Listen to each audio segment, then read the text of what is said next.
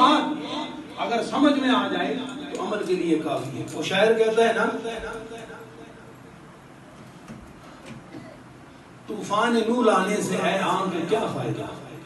عاطف صاحب سعید صاحب لمحیاں چوریاں گلاں کرنا فائدہ کا ایک کوئی گل ہے دل پر اثر کرے وہی کافی ہے. طوفان نور آنے سے اے آنکھ کیا فائدہ وہ اشک ہی بہت ہیں ذرا اثر کرے. سبحان اللہ. وہ اشک ہی بہت ہیں ذرا اثر کرے. تو میرے نبی نے ارشاد فرمایا القرآن شافع و مشفع. قرآن کی شفاعت کو قبول کیا جائے گا, قرآن شفاعت کرے گا.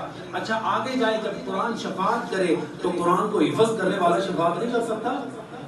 بولو سارے قرآن کی حفظ کرنے والا شفاعت کرے گا. میرے نبی نے فرمایا کہ جو حافظ حفظ کر کے تیار ہو جائے تو اپنے خاندان کے 10 ایسے لوگ جن پر جہنم واجب ہو چکی ہو, یہ علماء بیٹھے ان سے پوچھیں, جن پر جہنم واجب ہو چکی ہو, حافظ قرآن جس طرح قرآن کی شفاعت ہوتی ہے اور قرآن کی شفاعت قبول ہوتی ہے, قرآن کو یاد کرنے والا حافظ جب وہ شفاعت کرے گا اپنے خاندان کے 10 وہ لوگ جن پر جہنم واجب ہو چکی ہو, تو خدا اس حافظ صاحب کی شفاعت قبول کر کے ان 10 جہنمیوں کو اس کی شفاعت سے جنت عطا فرمائے.